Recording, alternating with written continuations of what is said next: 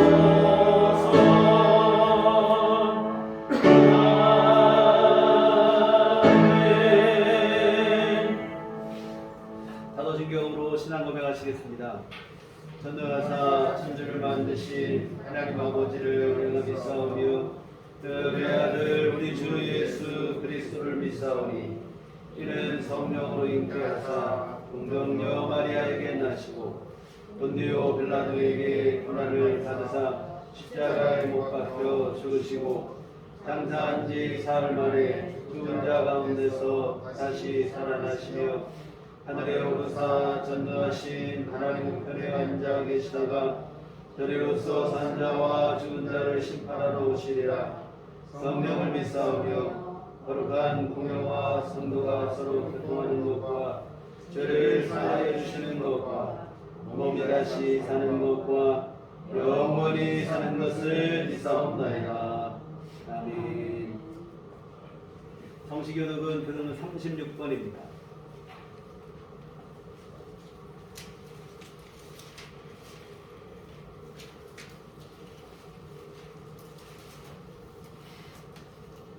교독은 36번 시편 90편의 말씀을 함께 들어가시도록 하겠습니다.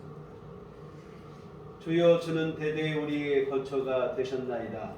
산이 생기기 전 땅과 세계도 주께서 주성하시기 전 곧 영원부터 영원까지 주는 하나님이시니라. 주께서 사람을 티끌로 돌아가게 하시고 말씀하시기를 너희 인생들은 돌아가라 하셨사오니 주의 목전에는 천년이 지나간 어제 같으며 밤의 한순간 같을 뿐입니다. 주께서 그들을 홍수처럼 쓸어가시나이다. 그들은 잠깐 자는 것 같으며 아침에 돋는 풀 같으니이다. 푸른 아침에 꽃이 피어 자라다가 저녁에는 시들어 마르나이다. 우리는 주의 노에 소멸되며 주의 분내심에 놀라나이다. 주께서 우리의 죄악을 주의 앞에 놓으시며 우리의 은밀한 죄를 주의 얼굴빛 가운데 부셔싸우니 우리의 모든 날이 주의 분노 중에 지나가며 우리의 평생이 순식간에 다하였나이다. 우리의 연수가 70이요 단번하면 80이라도 그 연수의 자랑은 수고와 슬픔뿐이요 신속히 가니 우리가 날아가나이다. 누가 주의 노여움의 능력을 알며 누가 주의 진노의 두려움을 알리이까. 우리에게 우리날 깨싸움을 가르치사 지혜로운 마음을 얻게 하소서. 소명은 찬송가 2장입니다.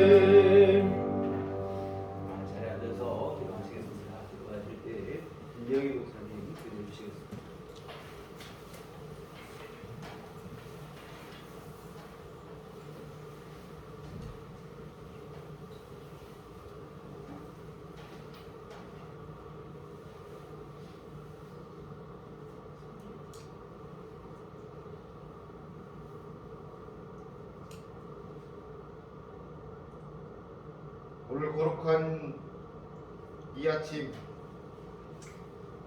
주님이 오셨음을 믿습니다. 어둡고 탁한 세상을 향해 내려오신 주님을 간절히 기다립니다. 우리에게 친히 구원의 주님으로 평화와 사랑의 주님으로 오신 주님을 믿습니다. 세상은 그 무엇을 쫓는지 초점을 잃어버리고 혼돈에 빠져들어 방향을 잃어가고 어느 한 곳 성한 곳 없는 상처투성인 세상에 구원의 빛으로 오신 주님께 감사드립니다. 아직도 우리는 하늘 영광 버리고 이 땅에 오신 주님을 믿지 못하고 어두운 세상에 빠져 헤매이고 방황하고 있음을 깨닫게 됩니다. 구원의 주님, 모든 것 내려놓고 이 세상에 빛으로 오신 주님께서 모든 죄 사하시고 그 구원의 빛을 쫓아 살아가는 삶으로 변하는 우리 모두가 되게 하여 주시옵소서. 주님의 핏값과 주님을 향한 구원의 간절함으로 세우신 우리들 교회와 또 이곳에 모인 모든 성도들 한 심령을 향해 기도합니다. 주님의 몸된 교회가 건강하게 성장하게 하여 주시옵소서. 목사님을 통해 내려주시는 말씀 안에서 살아 역사하시는 주님을 만나게 하여 주시옵소서. 또 그 말씀에 순종하게 하시옵소서. 하나님의 뜻에 절대적인 순종의 도를 보여주신 주님의 뜻을 쫓아 살아가는 삶이 빛의 자녀로의 삶임을 깨달아 어둡고 탁한 이 세상에서 기쁨을 누리게 하여 주시옵소서. 주님의 말씀에 순종하는 주님의 자녀들이 우리들 교회의 자긍심이 되게 하여 주시고 또 건강하고 화평한 자녀들의 모습이 우리들 교회의 모습이 되게 하여 주셔서 성령의 인치심으로 육신의 강건함뿐만 아니라 우리 모두의 가정의 행복과 또 개인의 직장의 즐거움, 또 자녀들의 바르게 자라남과 후겨 있을 주머니의 빈곤보다 더한 행복과 주님과의 동행의 은총을 아는 건강한 우리들 교회와 성도들이 되게 하여 주시옵소서. 주님을 믿고 바라고 순종함으로 건강하고 순종의 믿음이 가득한 교회와 성도들이 되게 하여 주실 줄로 믿습니다. 또 이 나라와 이 민족 그리고 구원의 간절함을 기다리는 세상의 모든 백성들도 구원의 주님을 간절히 기다리고 있을 줄로 믿습니다. 코로나19로 인해 분열과 불신의 늪으로 떨어져 있는 마음들, 또 약하디 약해진 여린 심령들을, 또 속이는 양심 없는 행동들, 또 나만 아니면 된다는 안일한 생각과 또 쓰러져 있고 고통 속에 있는 이들을 외면하고자 하는 비양심적인 강한 자라고 하는 어이없는 행태들, 이 땅에 평화로 오신 주님으로 인해 모든 사단적인 생각과 행동들이 사랑과 자비로 가득한 곳으로 변하게 하여 주시옵소서. 모든 살아있는 생명들에게 웃을 수 있는 미미한 힘이라도 허락하시는 주님의 오신 날이 이 거룩한 날이 되게 하여 주시옵소서.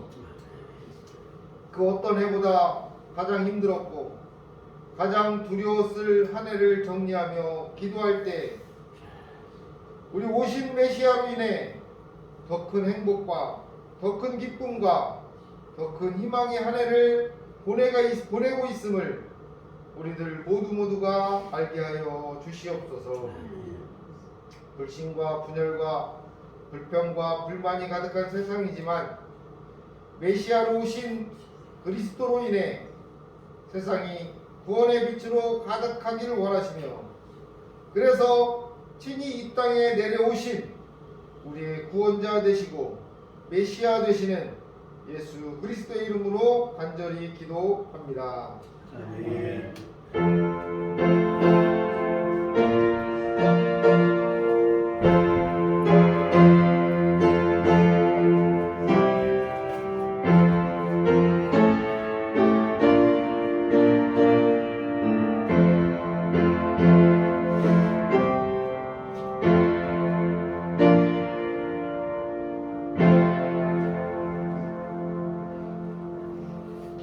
기도하시겠습니다.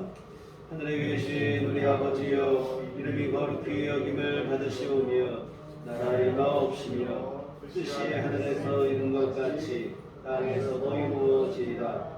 오늘날 우리에게 일용할 양식을 주옵시고 우리가 우리에게 죄 지은 자를 사하여 준 것 같이 우리의 죄를 사하여 주옵시고 우리를 시험에 들게 하지 마옵시고 다만 악에서 구하옵소서.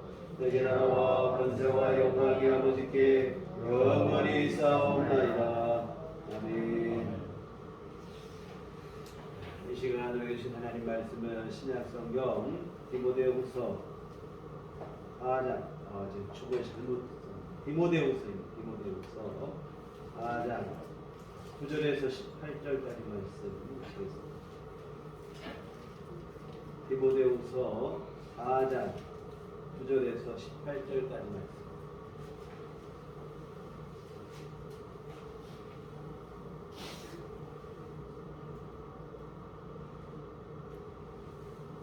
디모데후서 4장 9절로 18절. 제가 읽은 성경은 347쪽에 이렇게 있습니다.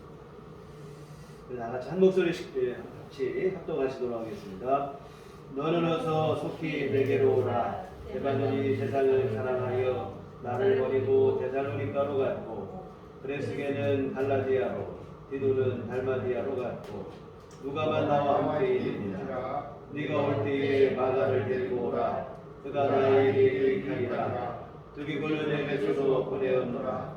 네가 올 때에 내가 들어와 아무의 집에는 겉옷을 가지고 오고 또 책은 특별히 가죽 종이에 쓴 것을 가져오라.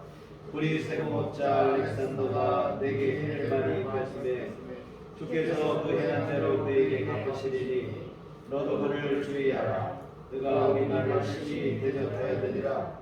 내가 처음 변명할 때에 나와 함께한 자가 하나도 없고 다 나를 버렸으나 그들에게 허물을 넘기지 않기를 원하노라. 주께서 내 곁에 서서 나에게 힘을 주시면 나로 말미암아 선포된 말씀이 온전히 전파되어 모든 이방인이 듣게 하려 하심이니 내가 사자의 입에서 건짐을 받았느니라. 주께서 나를 모든 악한 일에서 건져내시고 또 그의 천국에 들어가도록 구원하시리니 우리에게 영광이 세세무궁토록 있을지어다. 아멘. 우리 주님의 은총과 평강이 교회 여러분과들 함께 하시기를 기원합니다. 숨가쁘게 달려온 2021년 한 해가 저물어가고 있습니다. 주일 예배로는 오늘이 마지막이 되어지는데요. 이 시간이 되면 늘 좀 더 최선을 다하지 못한 것에 대한 아쉬움이 있습니다. 주님께 송구한 마음이 되어지는데요. 여하튼 흡족한 마음이면 좋겠는데 후회하고 반성하는 마음이 앞서는 것이 솔직한 심정입니다. 때로는 이 마지막 때가 되면 뭐 생각하지 않고 그냥 넘어가 버리려고 하는 이러한 생각들도 있는데 다소 불편할지라도 한 해를 성찰하는 시간을 갖는 것은 상당히 중요합니다. 한 해를 잘 마무리하고 매듭지어야 새해 출발이 가볍고 또 발전적으로 우리에게 주어지게 될 것이기 때문입니다. 송년회 정신없이 보내며 시간을 낭비하면 안 될 텐데 물론 지금은 방역 강화로 인해서 송년회로 모이지도 못하지만 이와 같은 얼마 남지 않은 시간이라고 아무렇게나 보내면 곤란하고 잠시 숨을 고르며 한 해를 잘 정리하고 새로운 마음으로 새해를 맞이할 수 있었으면 좋겠습니다. 이와 같은 한 해를 이번 한 주 며칠 남은 시간들 잘 돌아보시고 성찰하시며 잘 매듭짓기를 부탁드립니다. 그러면 사실 이때 뭐 송년주일이 되면 늘 같은 말씀을 전하게 되는데요. 한 해를 성찰하고 한 해를 매듭짓는다 할 때 제일 중요한 게 뭘까? 첫째로는 하나님 앞에서 우리의 삶을 돌아보는 일일 텐데 원망이나 불평의 찌꺼기가 남지 않았으면 좋겠습니다. 진심으로 감사하며 한 해를 마감하면 좋겠는데 뭐 감사할 게 있어야 감사하지 않겠느냐, 억지로 감사하란 말이냐, 이런 생각이 들 수 있을 거예요. 그러나 여러분, 우리에게는 하나님 앞에 늘 감사해야 될 분명한 이유가 있습니다. 오늘 본문 안에서 그 이유를 함께 찾아보도록 하겠습니다. 오늘 본문은 바울 사도께서 순교를 앞둔 상황으로 두 번째 감옥에 투옥되었을 때의 일입니다. 살아서 나오지 못하고 순교를 하게 되죠. 바울 사도 스스로도 자신이 이제 순교할 것을 직감을 하고 있어요. 오늘 본문 전에 6절에 보면 전제와 같이 내가 벌써 부어지고 나의 떠날 시각이 가까웠도다. 이 전제는 재물 위에다가 포도주를 붓는 것을 의미하는데 바울 사도 자신 또한 재물 위에 부어진 포도주처럼 이미 주님께 온전히 들어졌다. 이것은 뭐냐면 순교에 대한 비유적 표현입니다. 이와 같은 감옥에 수감된 것만으로도 사실 정신적 압박감이 클 수밖에 없는데 이제 다시 나가지 못하고 순교를 하게 된다. 그러면 그 압박감이 더 가중될 수밖에 없죠. 그런데 바울 사도의 어려움은 이것으로 끝이 아니에요. 바울 사도의 고충을 더욱 가중시키는 요인이 있는데 바로 고독감이라고 하는 것입니다. 그동안 바울 사도와 함께 동고동락하며 함께했던 동역자들이 이런저런 이유로 바울 사도 곁을 떠나게 됐어요. 10절에 보면 데마는 이 세상을 사랑하여 나를 버리고 데살로니가로 갔고 그레스게는 갈라디아로 디도는 달마디아로 갔고 이 데마는 믿음을 배반하고 아예 하나님을 떠난 거예요. 세상으로 돌아가고 말았어요. 그레스게와 디도는 각자의 목회지로 이제 떠나게 되고 12절에 보면 두기고는 예배소로 보내요. 두기고는 예배소로 파송을 했다. 이와 같은 동역자들이 각자 목회지로 떠난 상황, 심지어 대만은 배교를 하고 세상으로 돌아가기까지 했습니다. 현재 바울 사도 곁을 지키는 사람은 누가 한 사람뿐이에요. 11절에 보면 누가만 나와 함께 있느니라 이렇게 되어 있어요. 모두 떠나고 혼자 남은 고독감, 이 순교에 대한 두려움과 압박감을 더욱 가중시킬 수밖에 없죠. 정말 이 가슴 아픈 일이 아닐 수 없습니다. 그러니까 여러분, 고독하고 혼자 된다는 건 참 어려운 일이고, 특히 뭐 저도 목회를 하다 보면 가장 힘들고 어려울 때가 뭐냐면 이 성도들이 교회를 버리고 신앙을 버리고 세상으로 떠나는 경우가 뭐 제일 힘들겠죠. 꼭 그런 경우 아니더라도 뭐 돌아가시는 경우도 있고 또 이사를 가시는 경우도 있고, 이게 다 부득이한 상황인 것은 분명하지만 그럼에도 참 허전함을 이루 말할 수는 없는데, 오늘 본문의 바울 사도의 심정이 어떨지 이해가 가고는 합니다. 물론 대마를 제외한 다른 동역자들은 각자 목회지로 떠나게 됐으니 뭐 잡을 수도 없고 잡았어도 안 되는 일이죠. 이러한 사실을 너무 잘 알지만 그럼에도 불구하고 마음에 남는 공허함, 허전함 어쩔 수가 없죠. 이와 같은 고독감이 얼마나 컸던지 바울 사도는 평소 믿음의 아들이라 불렀던 디모데를 좀 빨리 오라는 거예요. 9절에 보면 너는 어서 속히 내게로 오라. 지금 아무도 없고 순교를 앞두고 있고 감옥에 있고 너무 힘들고 외롭고 어려우니 믿음의 아들인 디모데, 너라도 한번 좀 봤으면 좋겠다. 속히 오라, 이 얘기예요. 그러면서 언제까지 올지 기한까지 정해주고 있어요. 21절에 보면 너는 겨울 전에 어서 오라, 이렇게 되어 있습니다. 겨울이 되기 전에 빨리 오라, 이 얘기가 되어집니다. 이 지금 바울 사도의 상황을 여러분이 한번 머리로 그려봤으면 좋겠어요. 감옥에 수감 중입니다. 근데 살아나올 기대가 없어요. 절망적이죠. 근데 설상가상으로 함께하던 동역자들마저도 이런저런 이유로 하나둘 곁을 떠나고 누가 한 사람만 지금 같이 지키고 있는 상황. 이 마음이 쓸쓸하고 허전할 수밖에 없죠. 근데 하필 계절도 겨울을 지금 앞두고 있는 거예요. 여러분, 겨울이 되면 시린 가슴이 더 시려지는 거예요. 더 춥고 마음이 쓸쓸하면 더 쓸쓸하고 그렇게 되잖아요. 몸과 마음이 더 움츠러들 수밖에 없는 그런 상황.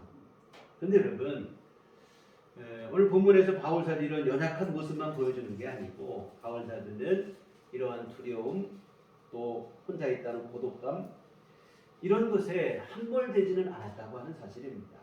이런 마음이 없었던 건 아니에요.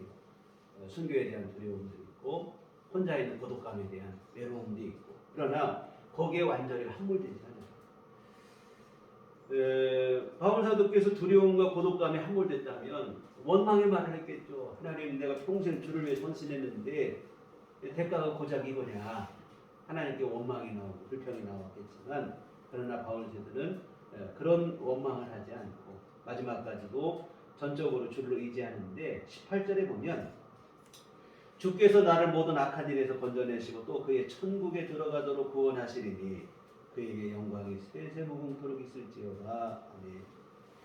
하나님의 구원하심을 굳건히 믿고 의지하는 거예요. 물론 여기서 구원하심은 감옥에서 살아나갈 것에 대한 희망을 말하는 건 아니에요. 앞에서 말씀드린 것처럼 바울 사도는 이미 순교를 직감하고 있고 각오하고 있는 상황입니다.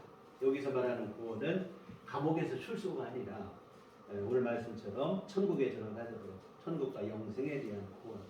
이와 같은 바울 사도는 지금 뭐 충분히 힘든 상황이지만 낙심과 절망에 빠진 건 아니에요. 주님의 구원하심과 천국 소망으로 인해 하나님께 영광과 찬송을 돌리고 있습니다. 본문 전에 있는 7절, 8절 말씀도 한번 보시면 나는 선한 싸움을 싸우고 나의 달려갈 길을 마치고 믿음을 지켰으니 이제 후로는 나를 위하여 의의 면류관이 예비되었으므로 주 곧 의로우신 재판장이 그날에 내게 주실 것이며 내게만 아니라 주의 나타나심을 사모하는 모든 자에게도니라. 천국에서 의의 면류관을 받게 될 것에 대한 고백입니다.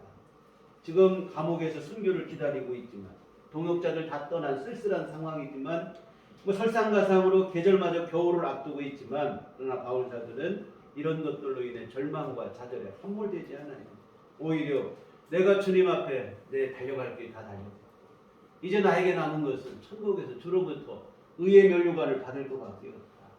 이 주님의 구원하심과 주께서 내려주실 은총에 대한 기대로 쓸쓸함과 아픔과 절망과 또한 지금의 이 고독감을 이 믿음으로 극복하고 있는 줄 믿습니다. 이와 같은 바울 사도께서는 하나님께서 자신과 함께 해주시고 자신을 구원하시고 영원한 생명을 주실 것에 대한 믿음이 있기 때문에 너무나 절망적인 상황이지만 절망하지 않아요. 오늘 16절에도 보시면 내가 처음 변명할 때에 나와 함께한 자 하나도 없고 다 나를 버렸으나 그들에게 허물을 돌리지 않기를 원하노라. 여기 보면 처음 변명할 때 1차 감옥에 들어갔을 때를 말하는 거예요. 바울 사도의 수감 생활이 이번이 처음이 아니고 이미 한 차례 수감된 적이 있는데 사도행전 28장 말미에 기록된 게 이제 바로 그것인데 이때는 풀려나요. 그 후에 재수감이 됐는데 이때 오늘 본문을 기록한 것인데 이와 같은 순교를 당하게 되죠. 이와 같은 첫 번째 투옥해서 재판을 받을 당시에 자신과 함께한 사람이 하나도 없었다는 거예요. 자신을 변호해 줄 사람도 없었다. 그런데 이처럼 모두가 자신을 버리고 떠날 때 끝까지 함께 하신 분이 있다는 거예요. 누구냐면 17절 주께서 내 곁에 서서 나에게 힘을 주시면 이렇게 되어 있습니다. 모든 사람이 다 자신을 떠났다는 거예요. 그런데 주님만큼은 자신의 곁에 함께 계셔서 나에게 힘을 주셨다는 거예요. 그로 인해서 자신이 이방인에게 복음을 전파하고 힘있게 모든 일을 감당했고 또한 그 어려움 속에서도 건짐을 받았다 이 얘기인데 여하튼 그때의 일을 지금 기억하는 거예요. 지금도 똑같은 상황이지만 그때와 마찬가지로 주님이 나와 함께 해주실 것을 믿고 있는 거예요. 아무도 자신과 함께하는 사람은 없을지라도 주님만큼은 함께 하셔서 자신을 구원하시고 천국에서 의의 면류관을 쓰게 하실 것을 믿고 있는 것입니다. 물론 그렇다고 해서 지금 뭐 고독감이 아예 없는 게 아니에요. 쓸쓸하지 않다는 얘기 아닙니다. 왜 사람이 안 쓸쓸하겠어요? 쓸쓸하죠. 두렵기도 하고. 그러나 그 고독감과 쓸쓸함에 완전히 함몰되지 않는 거예요. 절망과 좌절의 나락으로 떨어지지 않는 겁니다. 주님이 함께 하시고 자신을 지켜주실 것에 대한 그런 믿음과 소망으로 지금의 고독감과 절망감을 극복하고 있습니다. 정말 여러분 순교를 앞두고 있지만 바울 사도 마음속에 절망과 원망이 아니라 언제나 함께 하시는 주님으로 인해 감사가 있고 또한 천국에서 의의 면류관을 쓰게 하실 것에 대한 기대감으로 감사한 마음이 되는 것입니다. 사랑하는 성도 여러분, 하나님 앞에 섰을 때 우리도 똑같은 마음이라고 생각이 듭니다. 바울 사도는 생을 마감하는 순간이 우리는 지금 1년을 마감하는 이 자리에 서 있는데 하나님 앞에 우리가 가져야 될 마음은 지금 바울 사도의 고백에서 우리가 교훈을 얻어야 될 줄 믿습니다. 하나님 앞에 우리가 감사하고 우리가 지금 살아온 길이 힘들기도 하고 때로는 어렵기도 했지만 그러나 우리가 마지막은 주를 향한 감사로 고백해야 되는데 바로 뭐냐면 영원한 본향과 거기에서 누릴 영광과 안식에 대한 믿음으로 감사하는 것입니다. 또한 이 땅에 사는 동안 주님이 나와 함께 해주심에 대해서 감사하는 것입니다. 이것이 바로 변하지 않는 감사의 조건이에요. 단지 우리가 지금 앞에 일들이 잘 되고 잘못되고 이 상황에 따라 일이 일비한다면 평생에 우리가 살면서 감사할 수 있는 날이 며칠 안 될 것 같아요. 여러분 진정한 감사는 하나님께서 우리와 함께해 주셨기 때문입니다. 지난 맥주감사주일에도 말씀을 드렸던 것처럼 우리가 걷는 길이 꽃길이어서가 아니라 주님과 함께해서 행복하고 감사한 날들이 이러한 감사의 고백이 우리 안에 있고 그리고 더 중요한 것은 뭐냐면 그 길 끝에 천국과 영생이 우리를 기다리고 있는 생명길을 봅니다. 찬송가 가사처럼 천성에 가는 길이 험하여도 생명길이 되느니 감사하다 이런 얘기처럼 생명길이기 때문에 감사하는 거예요. 우리가 감사할 수 있는 길 오늘 우리가 걷는 길이 주님과 함께하는 길이고 그 길 끝에 우리에게 주님이 주시는 영원한 생명이 기다리는 생명길이기 때문에 그렇습니다. 지난 추석에 사실 저희 아버님 지금 말씀드렸지만 돌아가셨는데 치매로 고생을 하시다 돌아가셨는데 비교적 정신이 온전하실 때 우리 자녀들에게 글을 좀 많이 남겨주셨어요. 주로 하나님께 대한 감사 또한 가족에 대한 고마움을 주제로 한 글들인데 그 글 중에 자신의 묘비병에 대한 묘비를 뭘로 썼으면 좋겠다는 글이 있어요. 거기 보면 저희 아버님이 미리 써놓으신 묘비명은 하나님 눈물나게 행복했습니다. 감사합니다. 이렇게 미리 정해놓으셨어요. 근데 사실 저희 아버님이 살아오신 삶의 발자취를 되돌아보면 힘들고 어려운 고비가 좀 너무 많았어요. 남모를 아픔, 시련, 고난이 참 많았죠. 그런데 눈물이 날 정도로 행복했고 하나님께 감사하다. 이런 고백으로 마지막 고백이 사실 이런 고백인데 다른 이유가 아닌 것 같아요. 힘들고 어려운 길이었고 수고스러운 길이었지만 그때마다 하나님이 동행해 주셨기 때문에 행복하고 감사하다. 이런 고백을 하신 것으로 믿습니다. 그리고 또한 천국에 대한 분명한 확신과 소망을 가지고 있었기 때문에 때로 지치고 힘들고 허덕이는 삶을 사셨지만 눈물나게 행복했고 감사하다.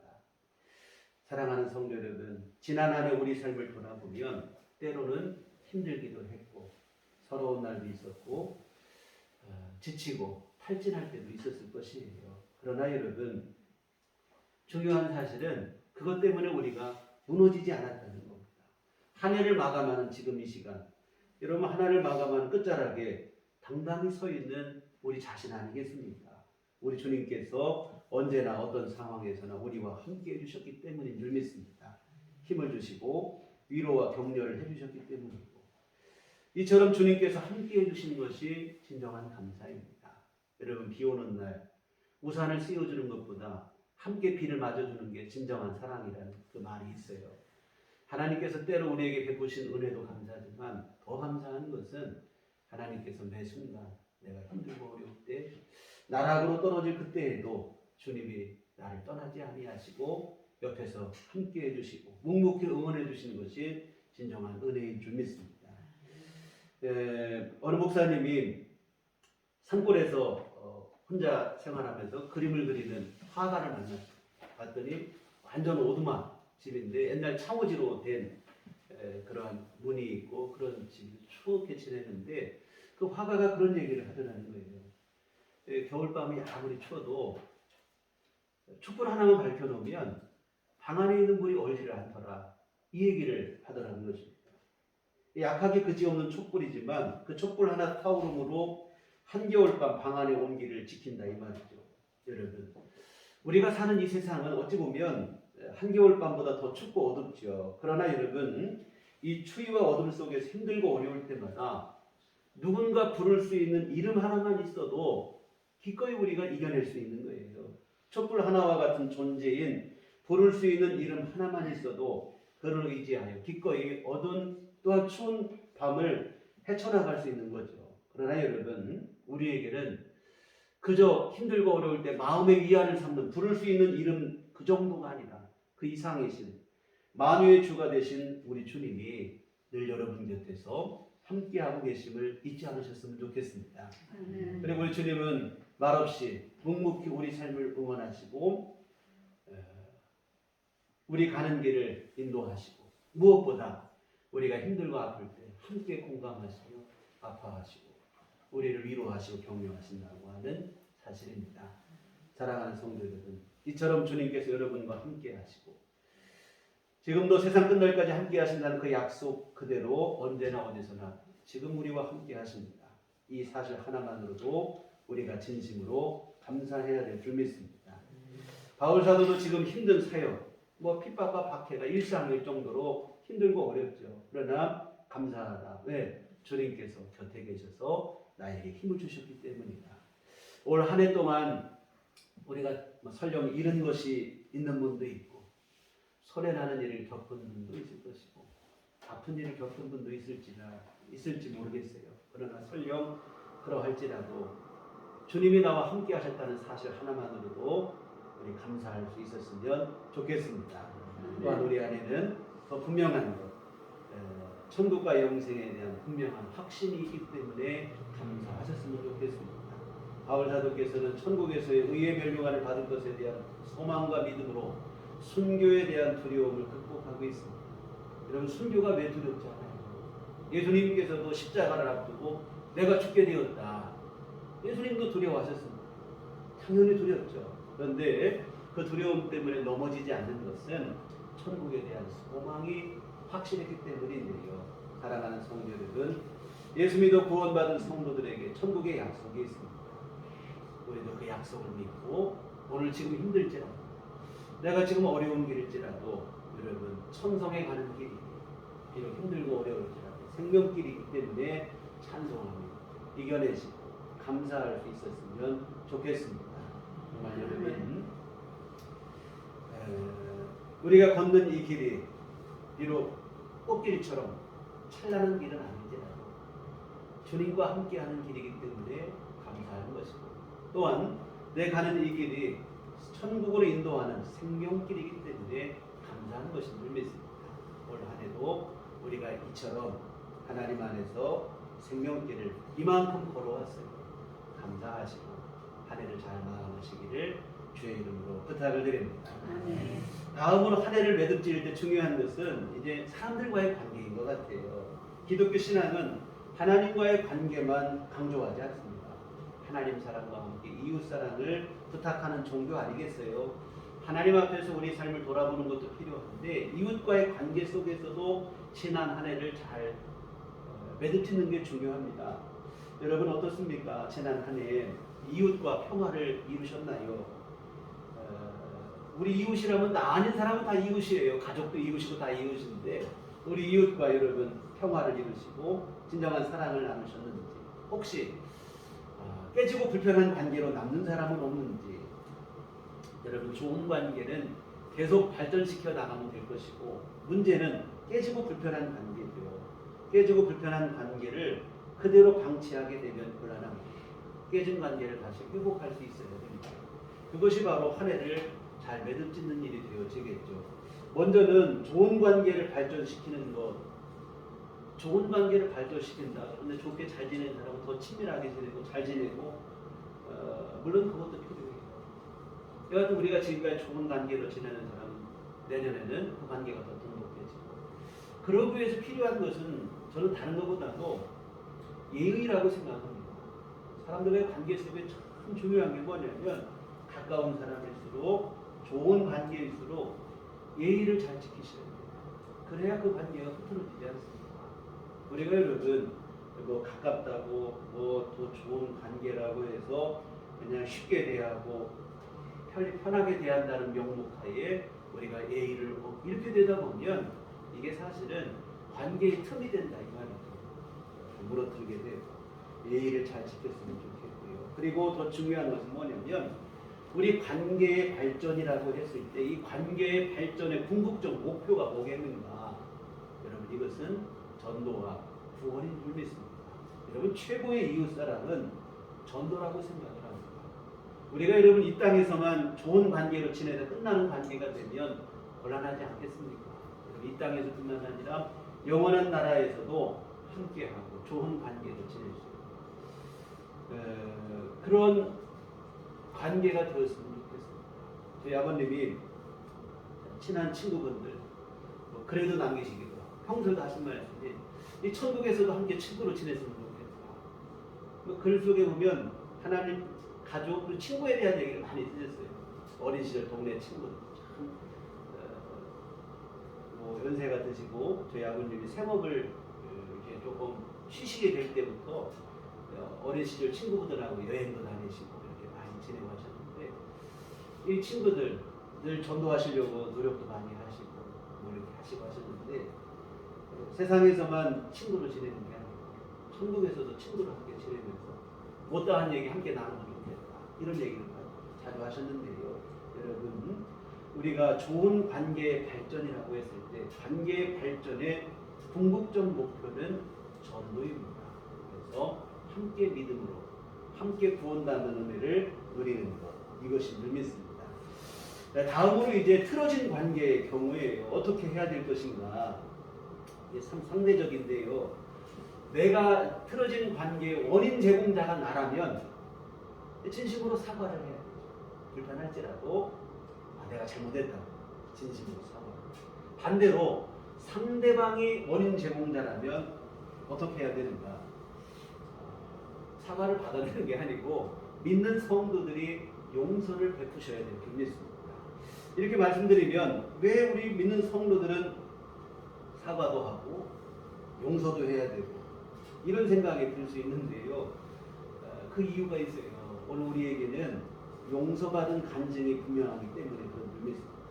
늘 자주 드리는 말씀인데 잘못한 일에 사과하는 것은 뭐 당연한 일이겠고 다른 사람이 잘못한 일에도 왜 내가 먼저 용서를 해야 되는가. 여러분 우리가 주님으로부터 용서를 받았기 때문이고 우리를 용서하신 주님이 우리에게도 용서하기를 바라시기 때문에 그래요. 성경은 주님이 우리를 용서하신 것처럼 우리도 서로 용서하고 주님이 우리를 사랑하신 것처럼 우리도 서로 사랑하라고 말씀하고 계십니다. 여러분 사랑과 용서는 누가 할 수 있는가? 세상이 하는 게 아니고 믿는 성도들이 해야 될 줄 믿습니다. 남녀 평등, 요즘 뭐 남녀 평등을 얘기하지만 남성이 살림도 하고 여성이 일도 하고 이 성별에 따른 고유 영역이 이제 다 허물어졌어요. 옛날에는 이런 게 막 있었지만 근데 여러분 세상이 아무리 편하고 남녀 평등이 되고 뭐 남녀 간의 그 장벽이 다 허물어져도 오직 여성만이 할 수 있는 일이 있어요. 뭐냐면 출산하는 일이에요.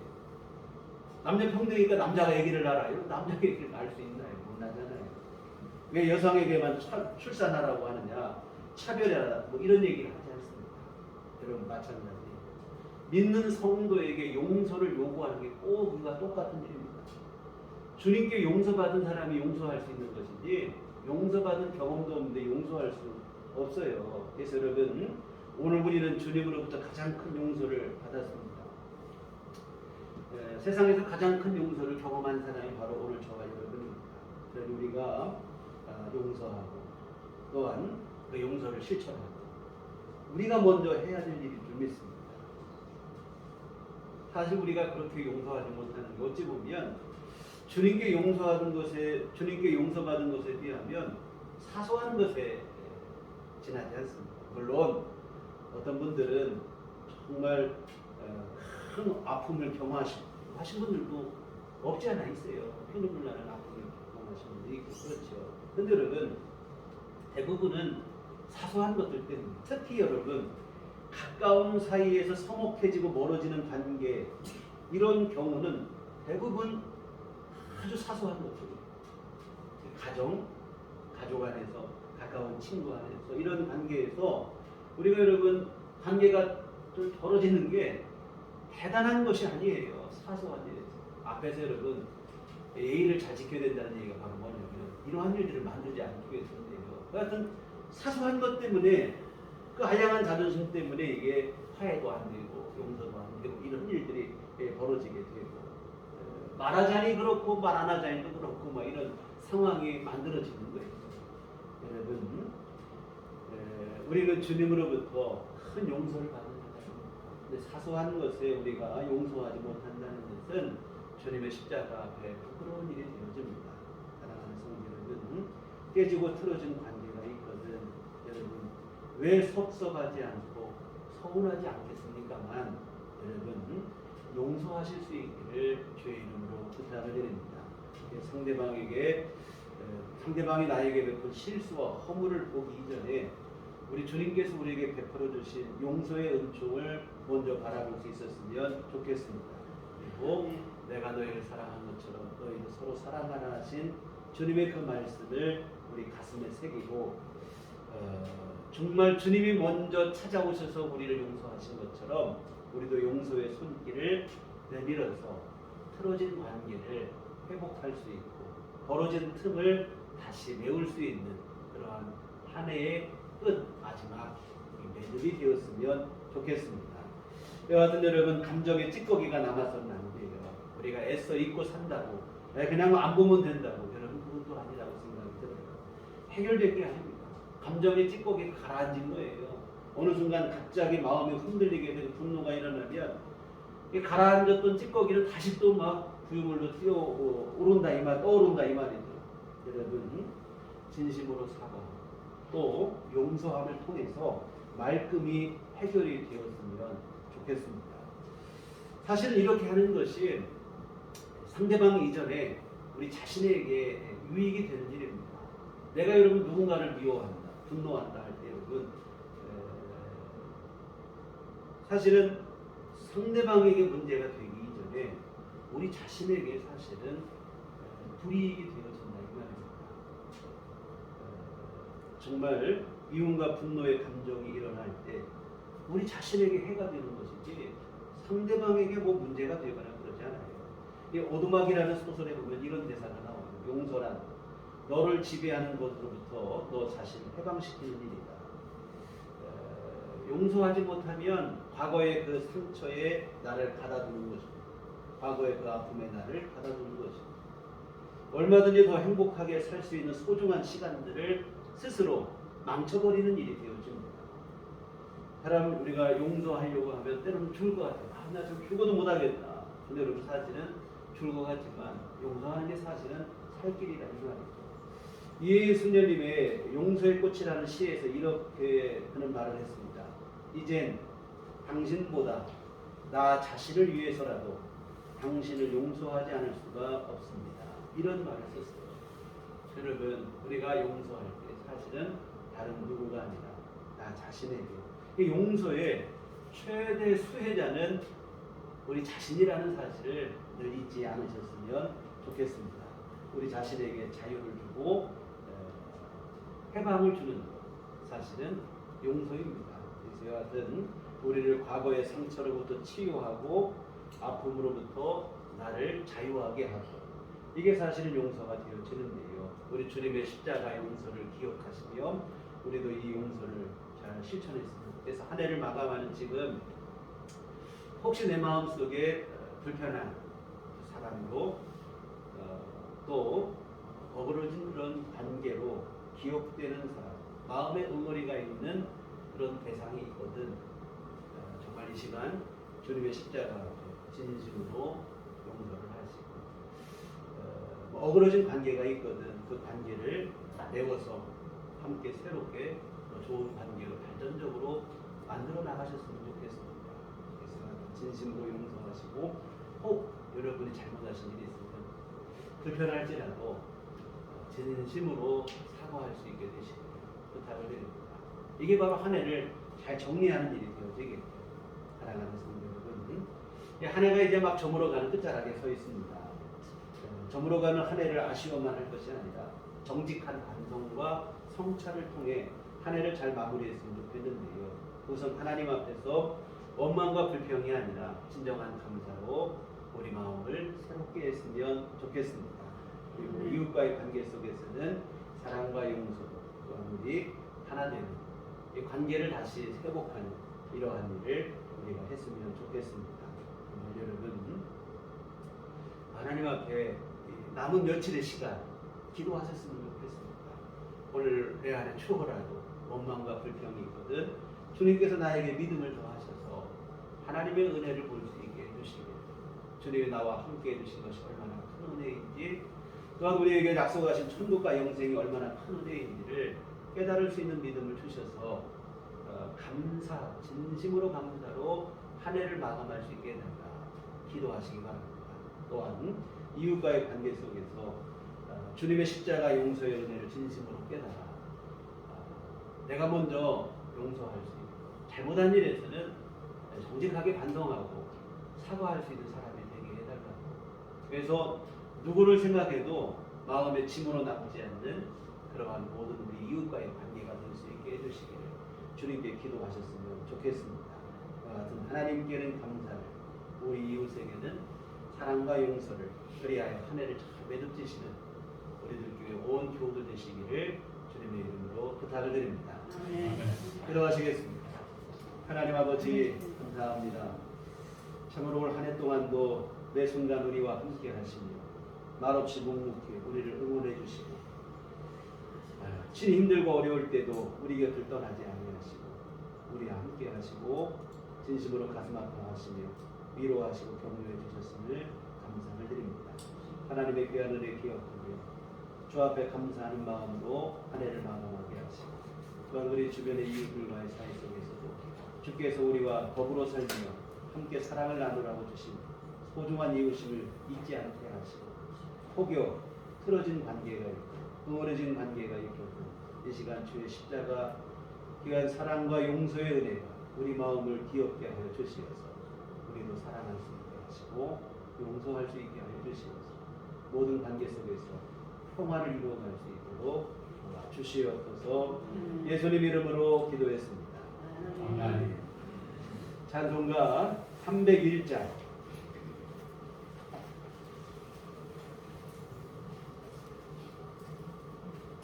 찬송가 301장 찬송하시겠습니다.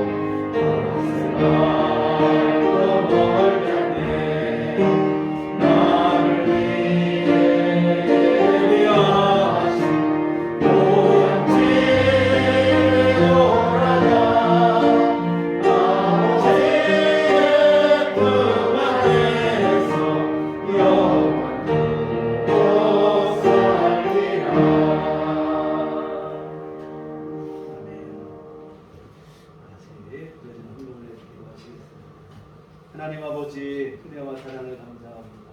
2021년 한 해 주님 우리에게 소중한 시간들을 허락하시고 매 순간 믿음을 주시어서 주 안에 살게 하시고 또한 우리에게 건강을 주시고 생명을 주시어서 하나님은 정원에 여기까지 오게 하시니 감사를 드립니다. 귀하신 은혜 하나님의 귀하신 사랑은 올해뿐만 아니라 영원토록 함께할 것을 믿사오고 감사를 드립니다.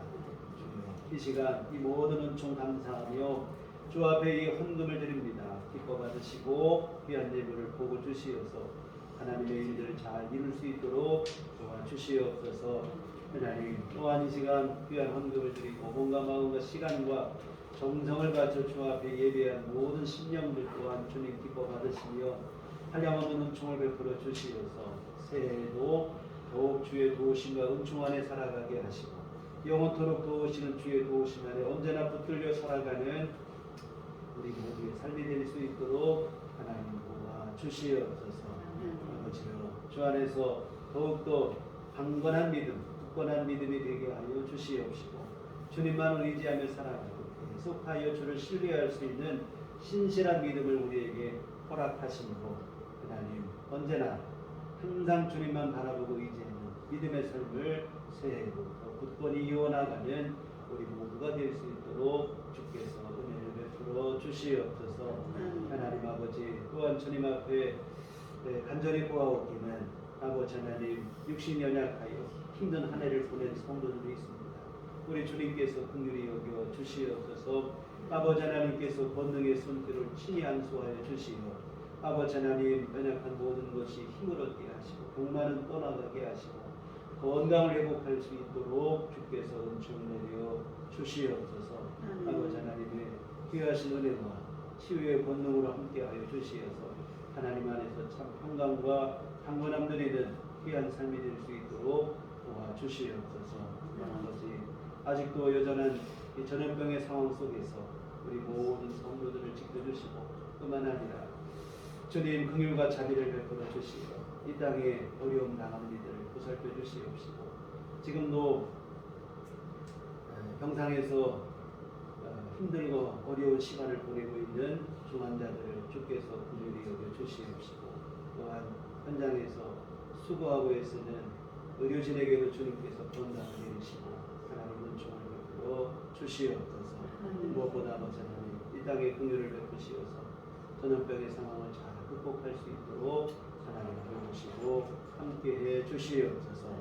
아버지 하나님 또한 주님 앞에 간구하옵기는 힘든 상황 속에서 경제적으로 어려움을 겪는 이들도 있습니다. 우리 주님 자비의 손길을 베풀어 주시옵소서. 은총을 내려 주시어 우리 살아가는 모든 삶에 필요한 모든 것들 주님이 공급해 주시어서 하나님 하루하루 살아가는데 불편함과 어려움이 없도록 주께서 자비를 내리시고 긍휼을 베풀어 주시옵소서.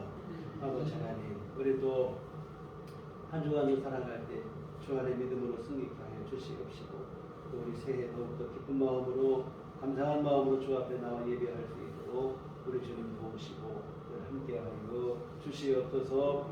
예수님 이름으로 기도했습니다. 아멘. 교회 소식 시간입니다. 우리 서로 인사하죠. 주님만 바라봅시다. 오늘은 송년주일로 예배를 드렸습니다. 송년의 날 우리가 조금 이른 감이 있죠. 아직 며칠이 더 남아 있는데 올 한해 주 안에서 잘 마무리하시고 하시는 그러한 시간을 해주셨으면 좋겠습니다. 다음 주는 신년주일 예배를 드리는데 사실 우리 교회가 송구영신 예배를 밤에 모이고 월요일에 따로 없애고 1월 1일을 신년주일 신년 예배로 이렇게 예배를 바꾼 지가 좀 됐는데 작년에는 뭐 코로나 때문에 못 모였고 올해도 보니까 1월 1일이 토요일입니다. 그래서 코로나 상황도 엄중하고 해서 1월 1일 모이고 1월 2일 또 모이고 좀 여러 가지 면에서 어려움이 있을 것 같아요. 그래서 올해는 신년 예배를 따로 드리지 않고 1월 2일 다음 주일 예배로 신년 주일 신년 예배 이렇게 함께 묶어서 예배를 드려도 무난할 것 같아요. 좀 이런 때일수록 조금 이런 부분도 좀 필요할 것 같습니다. 그래서 1월 2일이고 이렇게 바로 뒷날이고 하니까 그래서 신년 주일로 함께 모든 예배를 개신함을 기억하시면 차고 없으시면 좋겠습니다. 그래서 특별히 새해 되면 여러분 기도 제목이 있으면 기도 제목이나 이런 거 있으시고 또 아니면 전도 대상자가 있으시면 함께 제출해 주시면 함께 기도하고 함께 서로 협력하고 전도하면서 함께 기도하고 이렇게 돕도록 하겠습니다. 네, 교회 밖의 집회와 성경 공부 참여를 금하고 교회 중심으로 건강하시는 모습을 함께 이어가시면 좋겠습니다. 우리 다 같이 자리에 일어나셔서 평안을 너에게 주노라. 함께 전하시겠습니다.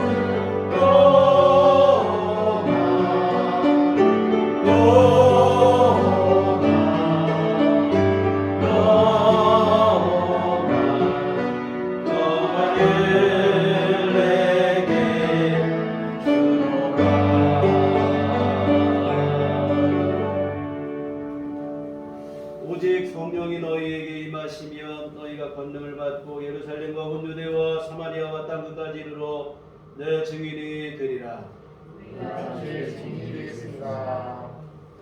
이제는 우리 주 예수 그리스도의 구속의 은혜와 하나님 아버지 크신 사랑하심과 성령님의 이루고 통역사 감화감동 충만하심이 주의 교회 위에와 올 한 해 주오신 주님의 귀하신 은총을 감사하며 또한 새 소망을 갖고 한 해를 마감하고 새로운 시작을 하기를 소원하니 주의 모든 자녀들의 심령으로 지금부터 영원토록 함께 계시기를 간절히 축원하옵나이다.